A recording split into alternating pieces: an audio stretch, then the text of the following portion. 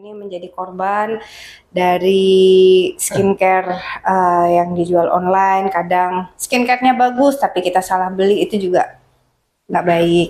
Terus kemudian kadang skincare yang abal-abal. Setiap kita scroll sosial media pasti ada sponsor, iklan, skincare, promo, kayak gitu. Kadang yang jadi bintang iklannya juga cantik-cantik, jadi kayak pakainya yang dipajang yang drakor-drakor itu ya, drakor-drakor. betul seperti itu.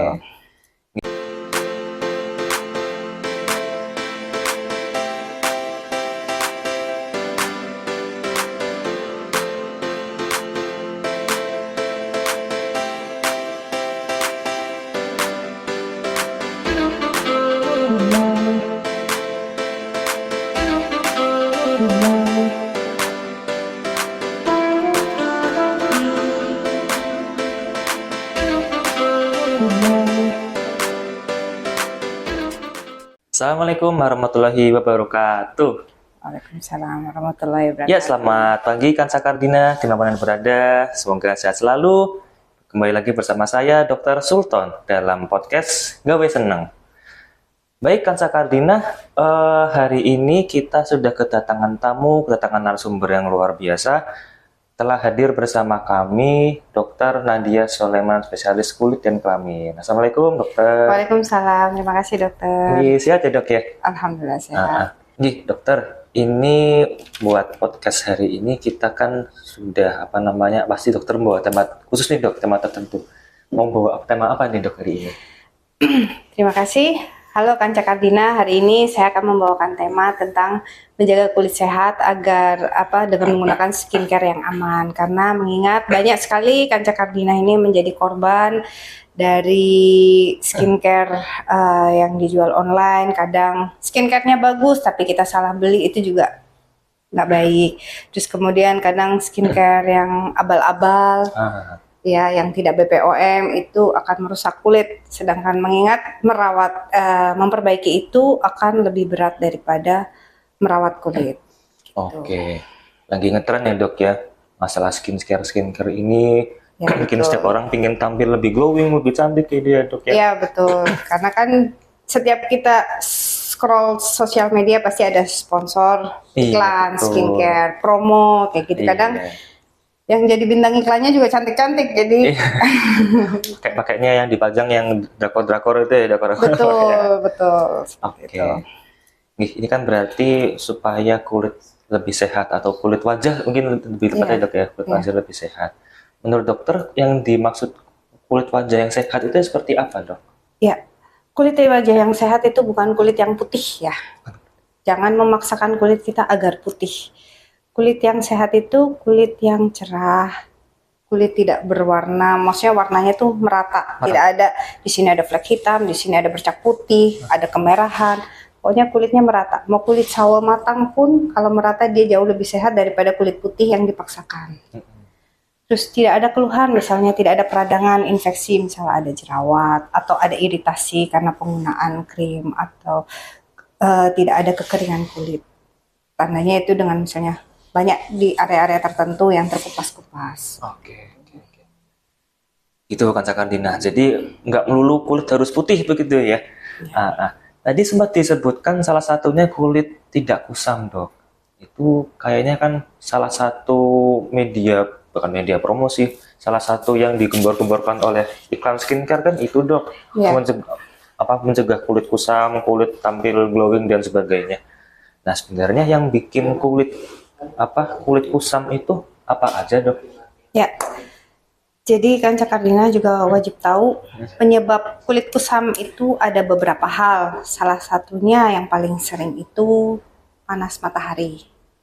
Panas matahari, sinar matahari, apalagi di Tegal ini kan lumayan terik ya. Kentang-kentang ya dok? Iya, kayak jepret gitu ya.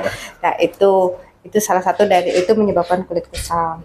Terus yang kedua hormonal itu bisa karena faktor kehamilan, faktor obat-obat tertentu, atau suntik KB itu yang hormonal itu juga bisa menyebabkan kusam dan flek pada hitam di wajah.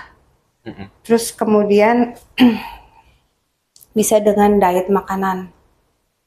Jadi kita makan juga harus yang sehat juga. Apa yang kita masukkan tidak sehat, ya hasilnya bukan cuma organ aja kayak orang penyakit gula, hipertensi, tapi di kulit juga berefek, akan menjadi tidak sehat. Kemudian dari tadi ya, dari obat-obatan juga bisa, kosmetik. Dalam salah memilih jenis kosmetik juga menyebabkan kerusakan kulit sehingga kulit terlihat kusam. Oke. Lalu kadang kan misalnya ibu rumah tangga, Dok, ini saya kan sehari-hari di rumah, tapi kok kulitnya tetap kusam, itu bakal ada faktor lain, Dok, yang di dalam rumah misalnya, Dok. Ya, kembali lagi, ibu rumah tangga tuh pekerjaan yang tidak pernah selesai. Betul, Dok. Ya, 24 jam istirahatnya cuma kalau tidur aja. Iya. Ibu rumah tangga stres juga bisa. Apalagi kalau yang semua dia kerjakan. Itu faktor stres itu juga mempengaruhi kesehatan kulit. Terus kadang, oh saya di dalam rumah nih, jadi saya tidak perlu menggunakan skincare, tidak perlu menggunakan sunscreen. Betul. Padahal kadang pergi keluar, jemur baju, angkat jemuran, terus masak, kena panas, itu yang berulang-ulang, itu juga merusak kulit. Jadi tetap harus merawat. Tetap oke. Jadi untuk semua orang ya, Dok ya? Iya, betul. Terus supaya kulit wajah tidak kusam, Dok, apa ada treatment tertentu, Dok? Oh ya, kalau untuk kulit wajah tidak kusam ya kita minimal sekali kita menggunakan basic skincare. Misal pertama kita harus menggunakan cuci muka, facial wash, cuci muka yang cocok dengan kulit kita. Kadang yang beberapa kasus misalnya terlampau cuek orangnya, jadi sabun mandi naik pangkat, jadi juga sabun muka. Banyak kan kasusnya seperti itu. Terutama kadang cowok tuh santai aja tidak mikir sampai di situ, padahal akhirnya muka menjadi kering. Nah, itu. Kalau cowok lah itu, Dok. Ya. Sampo sampai ke bawah. Iya, kalau perlu shampoo juga sekalian ya. Intinya pengalaman pribadi ya, Dok ya. Ketahuan, Dok. Nah, itu facial wash, sunscreen. Yang kedua, sunscreen ini wajib. Kalau misalnya pasien bilang, "Dok, saya tidak mau pakai krim malam, krim pagi, dan tetek bengek gitu," gak apa-apa. Yang penting sunscreen wajib, minimal sekali sunscreen. Terus yang ketiga, pelembab untuk menjaga hidrasi kulit sehingga kulit kelihatan sehat, kelihatan lebih cerah. Kalau kulitnya terhidrasi, terus terhindar dari paparan panas matahari, terus menggunakan facial wash yang cocok sehingga kulit lembab dan cerah. Oke, itu yang basic skincare ya, Dok? Iya, basic skincare wajib gitu. Kalau dicatat ya, Kak Karina. Nah, ini apakah sifatnya ketergantungan, Dok? Misal udah terlanjur kusam, lalu treatment basic skincare tadi, apakah harus terus menerus? Ya. Apa mungkin suatu saat bisa dihentikan gitu, Dok? Ya, betul. Ini bagus ya, pertanyaan bagus, karena selain Kanca Kardina banyak pasien-pasien juga menanyakan gitu, "Dok, saya kalau perawatan bagus, tapi kalau saya berhenti kok jadi kusam lagi." Ini berarti saya ketergantungan ya.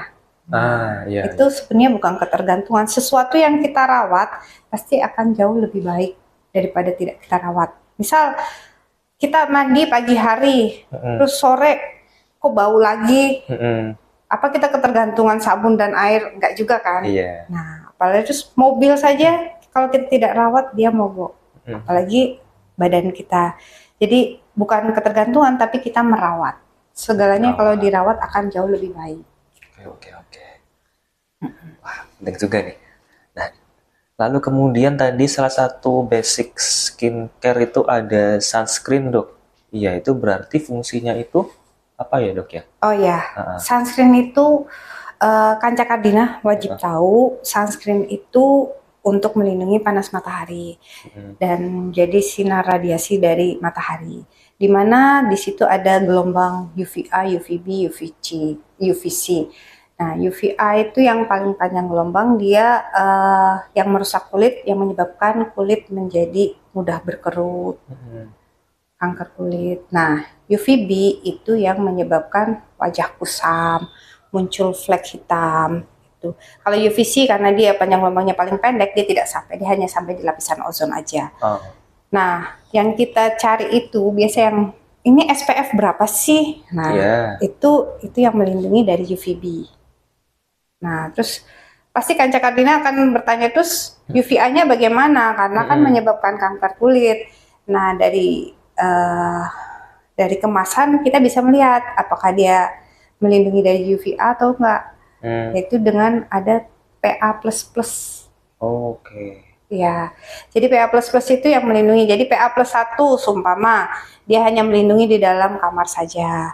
PA++ dia melindungi dari dalam rumah. Tapi yang kalau +3 dia di luar rumah tetapi tidak papar matahari. Tapi +4 itu yang misal nelayan atau main tenis yang di lapangan itu kan langsung papar panas matahari. Kalau dia main pagi, misalnya main pagi jam 10 itu yang langsung terpapar panas matahari. Oke. Paling tinggi berarti yang PA+4 tadi itu ya? Ya, jadi kita juga jangan, oh ya udah kalau gitu saya PA+4 aja. Kita juga sesuaikan dengan kondisi kita, kebutuhan kita sehari-hari. Oke. Wah, ilmu baru nih dok, saya baru tahu dok. Jadi besok kalau kita beli skincare pasti kita harus baca dulu. Oke. Pasti tertera di kemasannya ya dok ya? Yang ada di kemasan, jadi biasa karena SPF 30 PA++++3 atau +4 atau kadang ada yang +1.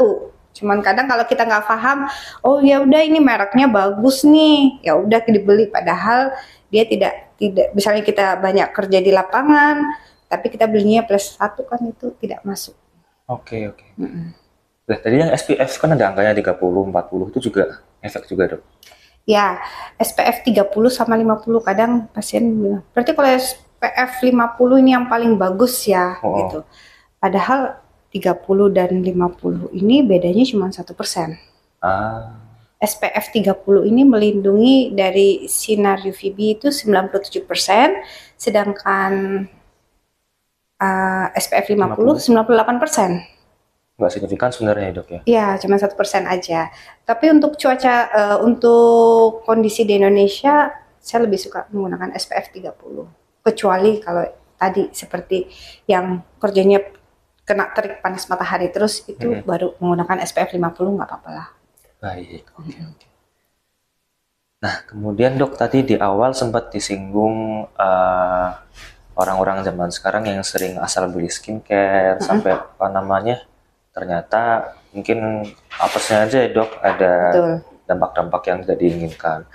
Nah, itu ciri-ciri kita tidak cocok dengan skincare tertentu apa saja dok? Ya, ciri-ciri tidak cocok itu biasanya pada saat pertama penggunaan nggak masalah. Mungkin kulit baru mengenali. Biasa ketiga, keempat itu mulai ada kayak beruntusan, terus muncul gatal, terus muncul acne prom, jadi beruntusan tapi muncul jerawat. Biasanya sih kadang yang dikonsulkan bilang, oh itu detox.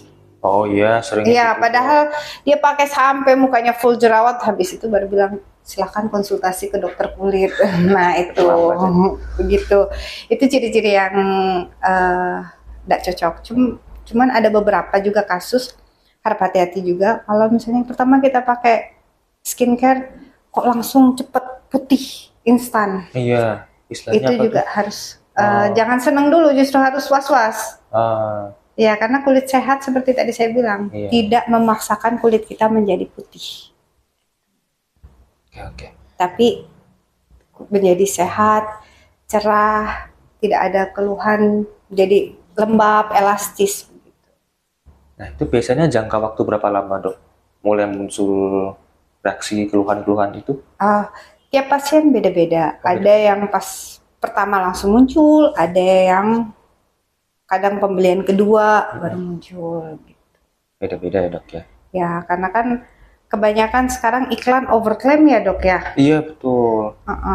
Jadi iklannya artis-artis Korea padahal dijualnya di Indonesia gitu. Jadi kadang kan bingung ya, ingin mukanya seperti mereka, tapi secara genetik saja sudah tidak bisa dipaksakan gitu. Ini dokter, kemudian saya pernah dengar ada di mana ya, ada krim etiket biru gitu dok. Oh iya betul. Ya, itu sering ditanyakan juga dok, etiket biru itu sebenarnya apa gitu dok. Ya, kadang kan ada pasien beberapa influencer mengatakan ini Iya. korban etiket biru gitu. Betul. Jadi krim etiket biru itu krim racikan dari dokter. Mm-mm. Nah, krim yang harus pengawasan dari dokter. Jadi pada saat membeli atau itu berdasarkan resep dari dokter. Jadi kita dokter yang meresepkan harus mengawasi cara pemakaiannya juga dan kondisi kulit perkembangannya. Jadi tidak boleh dijual bebas. Atau misalnya dokter Sultan datang, saya kasih krim etiket biru, terus cocok bagus nih. Terus oh ya udah deh saya mau beli aja terus, itu nggak boleh. Jadi harus konsultasi lagi. Tuh. Gampangnya seperti obat racikan gitu ya dok ya. Iya betul. Oke. Jadi jangan anggap oh kalau obat salep itu nggak ada efek sampingnya, tetap semuanya ada efek samping. Kan namanya juga obat ya. Tapi kalau misalnya skincare bebas yang tidak etiket biru dibeli bebas juga nggak apa-apa. Oke. Jadi harus dengan pengawasan dokter kalau etiket Betul, biru gitu ya dok betul. ya. Bukan berarti etiket biru itu berbahaya, tidak, tapi harus di bawah pengawasan dokter. Baik. Untuk meluruskan berarti dok ya. Kemudian sering juga dok ada pasien atau kasus di medsos istilahnya kayak korban krim steroid gitu dok. Oh iya betul. Nah itu tuh apakah memang tidak boleh digunakan atau harus digunakan dengan pengawasan khusus atau bagaimana dok? Sama kayak etiket biru itu atau bagaimana dok? Iya. Jadi kalau steroid tidak boleh digunakan, ya saya rasa salah ya, karena kan itu juga atas izin BPOM ya. Oh iya betul. Iya betul. Jadi digunakan sesuai dengan kebutuhan. Misal karena ini banyak sekali overclaim karena ini steroid ini berbahaya. Jadi pasien kalau berobat saya tidak mau steroid. Nah itu steroid diberikan sesuai dengan kondisi kulit. Misal pasien datang dengan alergi merah-merah, itu kan dia alergi dan meradang. Itu fungsinya steroid diberikan itu untuk sebagai antiinflamasi. Namun tidak boleh juga dijadikan, oh aku cocok nih bagi kasih ini jadi merahnya hilang, terus dijadikan skincare, itu yang salah. Makanya kan steroid itu diperlukan tapi harus pengawasan dokter, tidak dibeli bebas sendiri. Dan kemudian banyak ini oknum ya, oknum yang memberikan steroid pada krim-krim dan mengklaim sebagai whitening atau krim pemutih. Waduh. Ya, sebenarnya benar karena kan steroid itu efek sampingnya itu hipopigmentasi, yaitu menahan pigmen sehingga kulit menjadi cerah putih. Tapi bukan berarti dia fungsi utamanya sebagai whitening cream, karena mengingat steroid itu juga punya efek samping seperti muncul stretch mark yang sering tumbuh kayak kulit pecah. Nah itu sering dipakai misalnya pada hand body. Hand body itu dia melembabkan, tapi karena biar cerah cepat dicampurlah sama oknum ini, dicampur dengan steroid. Memang kalau dioles kulit putih. Tetapi dioles kemudian akhirnya muncul streak, kulit pecah terutama di lipatan-lipatan. Nah itu yang susah diperbaiki karena kulitnya sudah pecah. Jadi kayak ibu hamil tapi kulitnya pecah di lipatan-lipatan. Terus di paha padahal masih gadis gitu loh, gitu kan, kasihan sayang. Jadi setelah itu baru dia menyesal, tahu gitu kulit saya nggak usah putih ya daripada kayak gini, akhirnya pecah-pecah kulitnya karena nggak bisa diperbaiki. Kalaupun diperbaiki ya itu dengan memudarkan saja, tapi mengembalikan kulitnya seperti awal sudah tidak bisa. Sudah terlambat ya dok ya? Iya betul. Nah, kalau gitu masih bisa dikembalikan nggak dok? Kenapa? Kalau sudah telanjur seperti itu, masih bisa di treatment dikembalikan seperti semula nggak dok? Tidak bisa karena kan kulit atas nggak masalah, tapi kulit bawah, jadi kayak jaringan gini sudah lepas. Kayak ibu hamil tuh kalau stretch mark kan, kita cuma bisa melembabkan aja biar dia tidak bertambah parah dan memudarkan warnanya biar tidak terlalu kentara. Dampaknya fatal juga ya dok ya. Betul, kalaupun dia dengan treatment juga dengan menggunakan laser, dengan menggunakan PRP, dengan dermapen gitu, kan biayanya juga lumayan. Satu kali treatment bisa sampai di atas 1 juta dan tidak hanya satu kali, harus berulang kali. Jadi makanya setelah itu pasien pasti menyesal. Tahu gitu nggak usah putih ya dok ya. Yang penting kulit saya nggak begini, yang penting kulit saya sehat. Gitu. Set itu mahal ya dok. Iya betul. Baik. Terus juga ada beberapa krim yang sifatnya eksfoliat atau eksfoliasi gitu ya dok ya. Nah, ini apa yang memang diperlukan juga dok untuk treatment sehari-hari? Exfoliating itu mengangkat jadi pengelupasan. Pengelupasan bukan berarti dikupas-kupas kulitnya. Jadi dia mengangkat sel-sel kulit mati sehingga wajah terlihat cerah. Exfoliating bisa dilakukan home care dan bisa dilakukan di klinik. Misalnya kalau di mana? Kalau yang home care itu produknya biasanya ada mengandung scrub.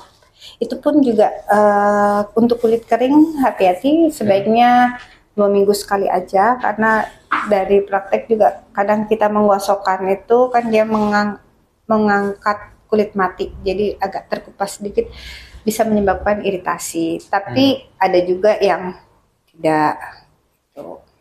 Sebenarnya diperlukan juga untuk mengangkat sel-sel kulit mati, jadi kulitnya lebih terlihat cerah. Tapi sebaiknya nggak terlalu rutin setiap hari itu jangan ya dok ya? Oh jangan, nanti ini jadi pasiennya dokter kulit dong. Gitu. Baik. Kemudian dok, ada orang-orang yang mungkin saking sibuknya jadi sampai nggak sempat treatment gitu dok, bahkan sebulan sekali pun nggak sempat gitu ya dok ya? Betul. Nah ini apakah perlu treatmentnya itu tetap ke klinik kecantikan jadi sekalian yang macam-macam gitu supaya treatmentnya mungkin jarang tapi sekalinya treatment langsung masuk komplit gitu dok? Lihat iklan laser, promo laser jadi pingin laser. Betul. Lihat promo ini pokoknya pingin tindakan gitu. Ya. Jadi kalau misalnya kulit kita sudah sehat, tidak ada keluhan, kita tidak mau melakukan treatment di klinik juga tidak apa-apa. Jadi hukumnya kayak sunnah gitu. Sunnah. Ya, tapi namun diingat dengan bertambahnya usia pasti kadar air di kulit turun, produksi kolagen juga turun. Itu kalau kita menggunakan skincare sudah bagus ya sudah. Tapi mungkin kita memerlukan tindakan lebih, kita bisa minta tolong konsultasi dengan dokter yang berkompeten.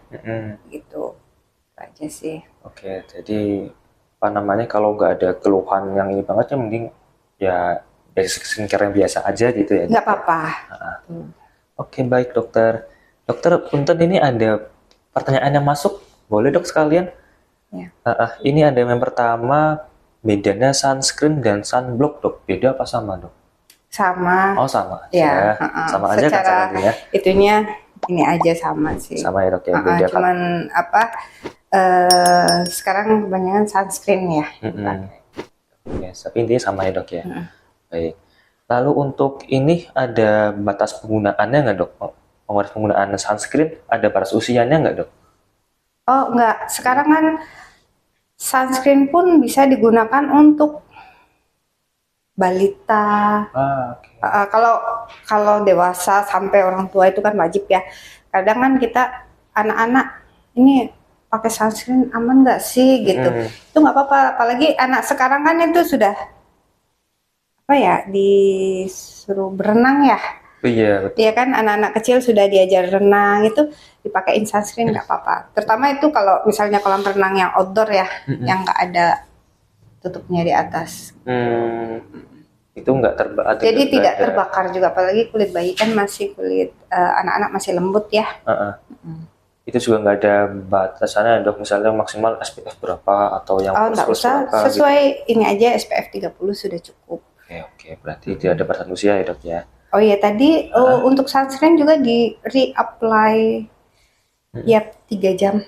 Tiap 3 jam di reapply. Ya. Oke. Kemudian dok, ada lagi mungkin yang terakhir ya dok ya. Ada lagi nih.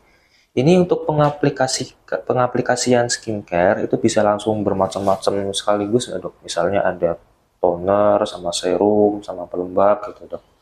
Atau ada jeda waktunya? Cuci muka dulu. Kita cuci muka. Kita juga cuci muka juga harus dengan gentle ya, Heeh. dan cukup 30 detik aja, nggak perlu karena pengen bersih, gosok, akhirnya kulit menjadi kering, Heeh. iritasi gitu. Jadi dan kalau bisa hindari yang tadi saya bilang sabun muka yang mengandung scrub di dalamnya. Mm-mm. Karena pada saat kita menggosok itu kan scrubnya itu menggesek kulit, itu yang menyebabkan kulit terkupas atau iritasi. Hmm. Itu enggak lebih dari 30 detik, kemudian dibilas, dikeringkan. Ngeringinnya juga jangan wuk gitu ya. Pakai tisu aja lembut. Setelah itu kita menggunakan toner juga bisa. Mm-mm. Itu ditap-tap. Tapi kalau untuk kulit yang sering beruntusan, kita bisa melakukan double cleansing. Maaf. Kita menggunakan double cleansing, misalnya dengan menggunakan susu pembersih dulu atau menggunakan micellar water sebelum cuci muka. Setelah itu, setelah menggunakan toner, baru kalau kita mau keluar, kita menggunakan sunscreen atau pelembab dulu, baru sunscreen, boleh jarak 5 menit. Yang jelas sunscreen ini yang terakhir, tidak yang pertama. Terus kalau malam, kita menggunakan pelembab saja sudah cukup. Ini untuk kulit yang tidak bermasalah ya. Untuk kulit sehat ya dok ya? Ya, untuk kulit sehat. Baik. Kemudian ini ada yang tanya mungkin yang terakhir ya dok ya. Kulitnya ini ada keluhan muncul seperti ruam-ruam kasar kayak jamur.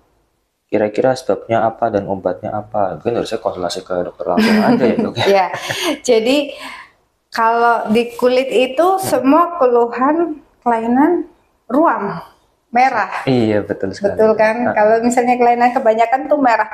Nah, tinggal biasanya dokter kulit yang bilang, oh ini merahnya karena jamur, ini merahnya karena iritasi atau alergi, ini merahnya karena misalnya infeksi virus, itu kan beda-beda. Jadi mungkin kalau itu harus lihat bentuknya dulu ya dok ya. Oke, jadi sebaiknya langsung konsultasi saja ya dok ya. Iya, langsung. betul. Oke, tampaknya sudah tidak ada pertanyaan masuk dok. Oke, dokter, apa ada take home message dok buat Kansa Kardina dokter? Oh ya, untuk Kansa Kardina, saya harap orang Tegal, maksudnya Kansa Kardina ini bijak dan pintar dalam memilih produk skincare untuk merawat kulit. Kalau misalnya tidak paham, tidak bingung gitu, lebih baik konsultasi kepada dokter yang berkompeten. Ataupun dalam memilih produk juga jangan tergoda oleh iklan. Sekarang banyak ya iklan-iklan sosial media. Karena mengingat kembali memperbaiki itu lebih mahal dan lebih susah daripada kita merawat kulitnya kembali. Kemudian cantik itu tidak putih, tidak mesti putih. Ya, cantik itu bersih dan cantik itu bersih dan bercahayalah begitu, cerah gitu. Cerah, bukan putih ya dok ya? Ya, karena kalau kita memaksakan sesuatu pasti tidak bagus kan. Wajahnya kulitnya sawo matang tapi dipaksakan kulit putih. Bisa dengan menggunakan agen-agen pemutih kuat, tapi kan efeknya jadi tidak bagus ke depannya. Oke. Baik.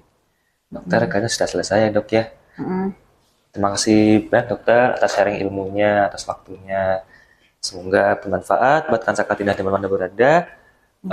Kami, Dr. Sultan dan Dr. Nadia, pamit undur diri.